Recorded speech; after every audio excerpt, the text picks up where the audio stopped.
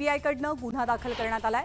गिरीश महाजनांना खोट्या गुन्ह्यात अडकवण्यासाठी जळगावच्या पोलीस अधीक्षकांवर दबाव आणल्याचा आरोप अनिल देशमुखांवरती केला गेलाय। सीबीआयनं हा गुन्हा दाखल केल्याची माहिती मिळाली। आपण गृहमंत्री असताना पोलिसांवरती दबाव टाकला असा आरोप भाजपच्या काही नेत्यांनी केला, पण हे सगळं देवेंद्र फडणवीसांचं कारस्थान आहे। या प्रकरणाला आपण सामोरं जाऊ अशी प्रतिक्रिया अनिल देशमुखांकडनं देण्यात येते। मुख्यमंत्री एकनाथ शिंदेंनी मुंबईमध्ये बोलताना एका कार्यक्रमादरम्यान निवडणुकीसंदर्भात मोठं विधान केलंय। येत्या 2 महिन्यात नोव्हेंबर महिन्यात विधानसभेच्या निवडणुका पार पडतील असं मुख्यमंत्री म्हणाले। विधानसभेत मुस्लिम समाजाचे किमान 40 आमदार असायला हवे, यासाठी समाजाच्या किमान 15% उमेदवारांना उमेदवारी देण्याची मागणी मुस्लिम फ्रंटनं आता केलेली आहे। उमेदवारी न दिल्यास विधानसभेत जागा दाखवून देऊ असा इशाराही दिला जातोय। महाविकास आघाडीत प्रत्येकालाच मुख्यमंत्री व्हायचंय असा टोला खासदार श्रीकांत शिंदेंनी लगावलाय। तसंच महाविकास आघाडीला लाडकी बहीण योजनेची धडकी भरली असून या योजनेला मिळालेला प्रतिसाद पाहत विरोधकांच्या पायाखालची वाळू सरकल्याची टीका श्रीकांत शिंदेंनी केली आहे। मुख्यमंत्री पदाच्या चेहऱ्याचा आता विचार करण्याचं काहीच कारण नाही। मुख्यमंत्री पदाचा निर्णय संख्याबळावरती होईल असं शरद पवारांनी म्हटलं। स्थिर सरकार देणं आमचं ध्येय असून 3ही पक्ष एकत्र येऊन निर्णय घेऊ असंही पवार म्हणाले। शरद पवार योग्यच बोललेत। महाविकास आघाडी म्हणून एकत्रित पुढे जाऊ, संख्याबळ निश्चित झाल्यावरती चेहराही स्पष्ट होईल असं म्हणत काँग्रेस प्रदेशाध्यक्ष नाना पटोलेंनी शरद पवारांच्या वक्तव्याला पाठिंबा दिला। सीएम पदाबाबत चर्चेनंतर निर्णय घेतला जाईल, या मुद्द्यावरनं महाविकास आघाडीत मतभेद नाहीत असं आदित्य ठाकरे म्हणतात। तर ही लढाई भाजपला सत्तेबाहेर काढण्याची असून जागा वाटपात रस्सीखेच होणारच असंही आदित्य ठाकरेंनी नमूद केलं। शरद पवारांनी उद्धव ठाकरेंची लायकी दाखवली, दिल्लीत जाऊन ठाकरेंनी मुजरा करायचा बाकी आहे अशी टीका करत नितेश राणेंनी शरद पवारांच्या वक्तव्यावरनं उद्धव ठाकरेंवरती निशाणा साधलाय। लाडकी बहीण योजनेमुळे विरोधकांना पोटशूळ उठलाय। योजनेला राजकीय चष्म्यातनं बघू नका असं आवाहन देवेंद्र फडणवीसांनी केलंय। तसंच योजना बंद पाडण्यासाठी विरोधक कोर्टात गेले, मात्र जनतेचा आशीर्वाद असेपर्यंत योजना कोणीही बंद करू शकत नाही अशी भावनिक साद फडणवीसांनी घातली। आगामी विधानसभा निवडणुकीच्या पार्श्वभूमीवर नाशिकमध्ये भाजपकडनं बैठकीचं आयोजन केलं गेलं। गुजरातमधील भाजपच्या 48 आजी-माजी आमदार, महापौर, उपमहापौर आणि पदाधिकारी या सर्वांनी बैठकीत सहभाग घेतलेला। पारनेर विधानसभा मतदारसंघावरनं शिवसेना आणि राष्ट्रवादी संघर्ष पाहायला मिळतोय। शिवसेनेनं पारनेरच्या जागेवरती दावा केलाय, तर ही जागा आमचीच आहे असं राष्ट्रवादीनेही म्हटलंय। त्यामुळे महाविकास आघाडीत या जागेवरनं वाद रंगण्याची शक्यता आहे। एकनाथ खडसेंच्या पक्षप्रवेशाबाबत रक्षा खडसेंनी आता प्रतिक्रिया दिली आहे। एकनाथ खडसेंच्या पक्षप्रवेशाबाबत वरिष्ठ निर्णय घेतील असं रक्षा खडसे म्हणतात। लोकसभेच्या विजयात एकनाथ खडसेंचं मोठं योगदान असल्याचंही त्यांनी कबूल केलंय। वडगाव शेरी विधानसभेवरनं महायुतीत संघर्ष पाहायला मिळतोय। वडगाव शेरीत जगदीश मुळीक यांना उमेदवारी न दिल्यास राष्ट्रवादीच्या उमेदवाराचं काम करणार नाही अशी भूमिका भाजपच्या पदाधिकाऱ्यांनी घेतली आहे। आमदार नितेश राणेंनी मुस्लिम समाजाबाबत अपशब्द वापरून जीभ कापण्याची तसंच मशिदीमध्ये घुसून मारण्याची भाषा केली, याविरोधात गुन्हा दाखल करून राणेंना अटक करावी अशी मागणी आता केली जाते। जळगावात एकता संघटनेनं पोलीस अधीक्षकांना याबाबतीतलं निवेदन दिलंय। गणेशोत्सवानिमित्त कोकणात जाणाऱ्या चाकरमान्यांना टोल माफीचा निर्णय झालाय। 5 सप्टेंबर ते 19 सप्टेंबर दरम्यान टोल माफी असेल। पोलीस, वाहतूक पोलीस आणि परिवहन विभागाकडनं भाविकांना पासेस दिले जातील।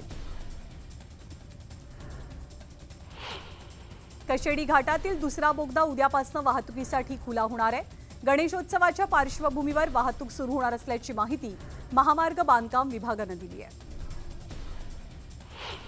रेल्वे प्रवाशांना चांगल्या सुविधा मिळाव्यात यासाठी अमृत भारत स्टेशन योजना सुरू करण्यात आली आहे। या योजनेमध्ये लासलगाव रेल्वे स्थानकाचाही समावेश आहे। या अंतर्गत रेल्वे स्थानकांचा कायापालट करण्यासाठी 10 कोटींची मंजुरी मिळाली आहे। बेकायदेशीर प्रवासी कॅबवर कंपन्यांवरती कारवाईच्या मागणीसाठी मंत्रालयाकडे येणाऱ्या कॅब चालक मालकांचा ताफा पुणे मुंबई एक्सप्रेस हायवेवरती अडवला गेला। खटुआ समितीनं ठरवलेले रेट कार्ड अंमलात न आणल्यामुळे कॅब चालक मालकांनी मंत्रालयाकडे धाव घेतलेली। एसटी कर्मचाऱ्यांच्या आंदोलनाचा आज दुसरा दिवस आहे आणि थोड्याच वेळात कर्मचारी कृती समितीची मुख्यमंत्र्यांसोबत बैठक होतीये। या बैठकीत संपावरती तोडगा निघेल का याकडे अवघ्या राज्याचं लक्ष लागलंय। एसटीच्या संपामुळे कोकणवासीय पुरते हैराण आहेत. ठाणे आगारातनं आज 482 गाड्या कोकणासाठी सुटणार होत्या, मात्र एसटीच्या संपामुळे संभ्रमता असल्यानं चाकरमान्यांची गैरसोय होते. एसटीच्या संपाचा छत्रपती संभाजीनगर जिल्ह्यात मोठा परिणाम दिसतोय. संभाजीनगरच्या 6ही आगारांमधनं एकही एसटी बस धावलेली नसून तब्बल 1572 फेऱ्या रद्द झाल्यात. बीडच्या माजलगावमध्ये संपामुळे एसटी सेवा पूर्णतः ठप्प आहे. माजलगाव आगारातील 285 कर्मचारी संपावर गेल्यामुळे प्रवाशांचे हाल सुरू आहेत. शहापूर आगारामध्ये डिझेल भरण्यासाठी एसटी बसेसच्या लांबच लांब रांगा लागल्यात. जळगाव, धुळे आणि नंदुरबारच्या आगारांमधील जवळपास 500 बसेसना डिझेल भरण्यासाठी शहापूर आगारातील पंप उपलब्ध करून दिले गेले. गणेशोत्सव तोंडावरती असताना महाराष्ट्रात एसटी सेवा विस्कळीत झाली आहे. एसटी कामगार संयुक्त कृती समितीच्या वतीनं प्रलंबित मागण्या मान्य कराव्यात या मागणीसाठी आंदोलन सुरू आहे. पंढरपूरमध्ये एसटीची वाहतूक संथ गतीनं सुरू आहे. एसटी महामंडळाकडनं राज्यभरात आंदोलन होत आहे. मात्र गोंदिया जिल्ह्याच्या सर्व आगारातील बस सेवा सुरू असून 100% कर्मचारी कामावरती हजर आहेत. मुसळधार पावसामुळे शेतातील पीक उद्ध्वस्त झाल्यामुळे वैजापूरमधल्या शेतकऱ्यांना हंबरडा फुटला. वैजापूरच्या नाना ठोंबरे या शेतकऱ्याचा मन हेलावून टाकणारा व्हिडिओ व्हायरल झालाय. मावळमधील शिवरायांचा पुतळा दुर्घटनेतील आरोपी चेतन पाटीलला मालवणमधील शिवरायांच्या पुतळा दुर्घटनेतील आरोपी चेतन पाटीलला उद्या कोर्टात हजर केलं जाणार आहे. मूर्तिकार जयदीप आपटे आणि सल्लागार चेतन पाटीलवरती 109 या कलमाअंतर्गत गुन्हा दाखल झालाय. या प्रकरणातला मुख्य आरोपी मूर्तिकार जयदीप आपटे अजूनही फरार आहे. बदलापूरच्या शाळेतील 2 चिमुरड्यांवरती झालेल्या अत्याचार प्रकरणातील आरोपी अक्षय शिंदेच्या मोबाईलचा एसआयटीकडनं शोध सुरू आहे. मोबाईलमधनं आणखी काही महत्त्वाचे धागेदोरे हाती लागण्याची शक्यता आहे. पुणे शहरात बोगस दस्त नोंदणी करण्यात येत असल्याचा धक्कादायक प्रकार समोर आलाय. हवेलीतील क्रमांक 9 यासह दुय्यम निबंधक कार्यालयातील अधिकारी हे राजरोसपणे पैसे घेतात असा व्हिडिओ व्हायरल झालाय. पालघरमध्ये सार्वजनिक बांधकाम विभाग आणि ठेकेदाराचा अजब कारभार समोर आलाय. नाणिवली रावते रस्त्यावरचे बुजवलेले खड्डे ठेकेदारानं जेसीबीच्या साहाय्यानं परत उखडले. ऑनलाईन टेंडरमध्ये दुसऱ्याच ठेकेदाराला काम दिल्यामुळे खड्ड्यातील डांबर आणि खडी काढून ठेकेदारानं परत नेली.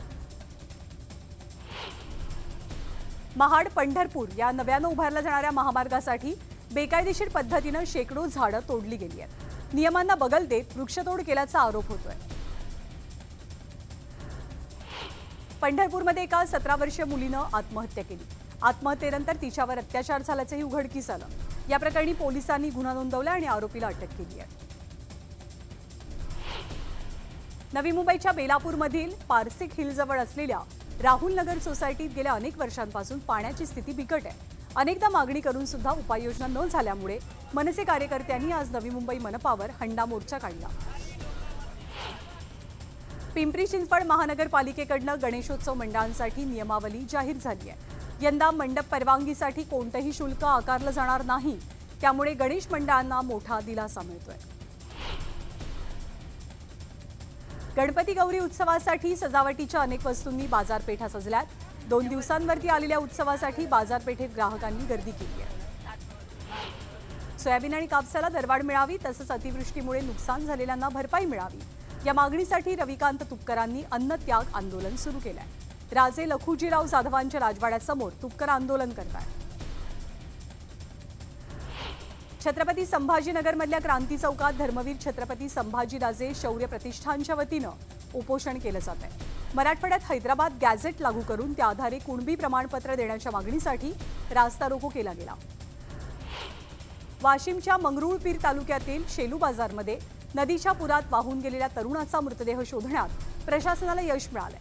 30 वर्षीय सागर प्रधान हा तरुण स्टंटबाजी करताना नदीच्या पुरात वाहून गेला होता. भाजप आमदाराला गौतमीसोबत नाचण्याचा मोह आवरला नाही. यवतमाळमधील दहीहंडीच्या कार्यक्रमात आर्णीचे भाजपचे आमदार डॉक्टर संदीप धुर्वे यांनी गौतमीसोबत तुफान डान्स केला. दहीहंडी कार्यक्रमात गौतमीसोबत ठेका धरणारे आमदार संदीप धुर्वे यांनी विरोधकांना आता उत्तर दिलंय. विरोधाला विरोध करणं हे विरोधी पक्षातल्या नेत्यांचं काम आहे. आपण शेतकऱ्यांसाठी सुद्धा बरीच कामं केली आहेत, पीक विमा मिळवून दिलाय असं प्रत्युत्तर संदीप धुर्वेंनी दिलंय. जळगावमध्ये रस्त्याच्या कामांमुळे 2 महिलांसह एका वृद्धाचा मृत्यू झाला। या प्रकरणी ठेकेदारावरती गुन्हा दाखल होणार आहे। रस्ता सुरक्षा समितीच्या बैठकीत हा निर्णय घेतला गेला। पिवळीवाडा रस्त्यावरती आयशर टेम्पो आणि कारचा अपघात झाला। यामध्ये कार चालक गंभीर जखमी झाला आणि त्याच्यावरती रुग्णालयात उपचार सुरू आहेत। दरम्यान गाडीचंही मोठं नुकसान झालंय। पैशांच्या हव्यासा पोटी लाडकी बहीण योजनेसाठी साताऱ्यामधल्या एका दाम्पत्यानं तब्बल 30 अर्ज भरल्याचं समोर आलंय।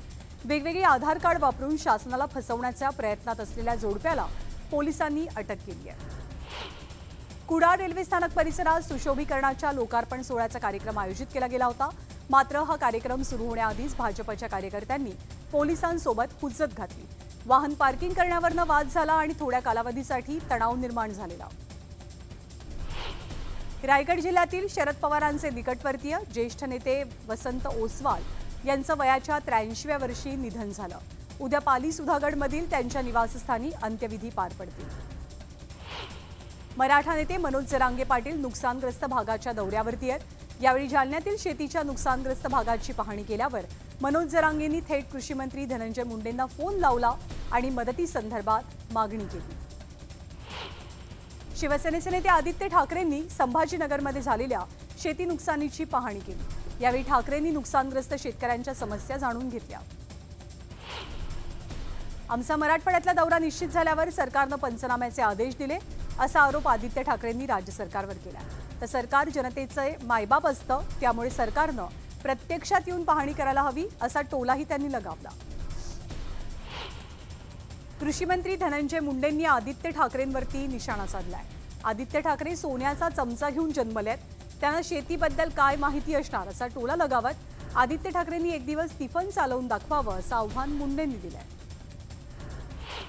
जिथे अतिवृष्टी झाली आहे तिथे शेतकऱ्यांना पंचनामे करण्याची गरज नाही अशी मोठी घोषणा धनंजय मुंडे करतात। बीडमधील नुकसानग्रस्त भागाच्या दौऱ्यावेळी धनंजय मुंडेंनी ही घोषणा केली। अहमदनगर जिल्ह्यातील भंडारदरा धरणाचं नाव बदलण्याचा निर्णय महायुती सरकारनं घेतलाय।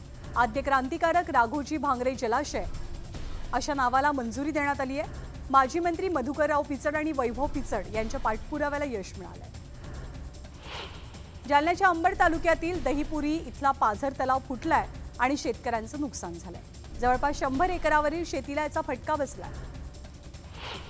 पुणे जिल्ह्यातील ओझरमध्ये आजपासून विघ्नहर गणपतीची द्वार यात्रा सुरू झाली। दरम्यान ओझर आणि उमरज या गावांना जोडणारा जुना रस्ता पुराच्या पाण्यात गेल्यामुळे ओझरच्या विघ्नहर त्याला होडीतनं प्रवास करावा लागला। नांदेडमध्ये मुसळधार पावसामुळे गोदावरी नदीला पूर आलाय। विष्णुपुरी धरणाचे 12 दरवाजे उघडण्यात आलेले असून अनेक गावांना नदीच्या बॅकवॉटरचा फटका बसलाय। या बॅकवॉटरमुळे हजारो हेक्टर जमिनी पाण्याखाली गेल्यात। बोदवड शहरात कोट्यवधींचा खर्च करून सुशोभीकरण करण्यात आलेला तलाव जीवघेणा ठरतोय। मुसळधार पावसामुळे तलावाचं पाणी थेट आठवडी बाजार आणि घरांमध्ये शिरलंय, त्यामुळे नागरिकांना जीव मुठीत धरून जगावं लागतंय। बुलढाणा जिल्ह्यामधल्या संग्रामपूर तालुक्यातील सावळी गावात जिल्हा परिषद शाळेची भिंत पावसामुळे कोसळण्याची घटना घडली। पहाटे 5 वाजता ही घटना घडली, त्यावेळी शाळेत कोणी हजर नव्हतं, त्यामुळे मोठी दुर्घटना टळली आहे।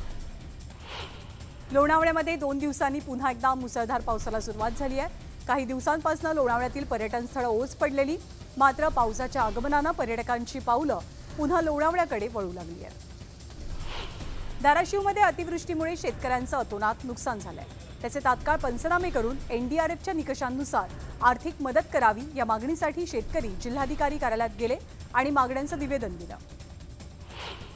एसटी कामगारांपाठोपाठ चिखलीमध्ये नगर परिषदेच्या कर्मचाऱ्यांनी बेमुदत संप पुकारलाय। यामुळे पालिकेचं कामकाज विस्कळीत झालंय। छत्रपती शिवाजी महाराजांच्या पुतळा अवमान प्रकरणी चंद्रपूरमध्ये आज भव्य निषेध मोर्चा निघाला। या आंदोलनात मोठ्या संख्येनं शिवप्रेमी सहभागी झालेले। सोलापूरमध्ये काँग्रेसचे माजी मंत्री सिद्धराम म्हेत्रे यांच्या मातोश्री साखर कारखान्याच्या थकीत रकमेसाठी शेतकऱ्यांनी बेमुदत उपोषण केलं। काँग्रेस भवनासमोर धाराशिवमधील शेतकऱ्यांनी हे आंदोलन पुकारलं। जळगावमध्ये महामार्गावरील खड्ड्यांवरनं मनसेच्या कार्यकर्त्यांनी राष्ट्रीय महामार्ग प्राधिकरण कार्यालयामध्ये आरती करत आंदोलन केलं। वर्षभरापूर्वी सुद्धा याच कारणावरनं आवाज उठवला, तरी खड्डे तसेच असल्यामुळे मनसेनं पुन्हा आंदोलन छेडलं। वडगाव मावळमध्ये सतत खंडित होणाऱ्या वीज पुरवठ्याविरोधात मनसेनं संताप मोर्चा काढला। येत्या 8 दिवसात वीज पुरवठा सुरळीत न केल्यास मनसे स्टाईलनं बत्ती जलाव आंदोलन करण्याचा इशारा दिला गेला. दिवसामध्ये राज्यातील पहिला महिला शेतकऱ्यांचा बैलपोळा भरवण्यात आलेला होता. काँग्रेसच्या आमदार यशोमती ठाकूर यांनी या आगळ्यावेगळ्या पोळ्याचं आयोजन केलं होतं. तेलंगणाच्या जंगलात 2 तासात 70,000 झाडं उन्मळून पडली आहेत. हा धक्कादायक प्रकार काल घडला. काल संध्याकाळी वादळी वाऱ्यासह पाऊस झाला. मात्र इतक्या मोठ्या प्रमाणात झाडं कोसळल्यामुळे ही घटना नेमकी कशामुळे घडली याचा शोध सुरू आहे.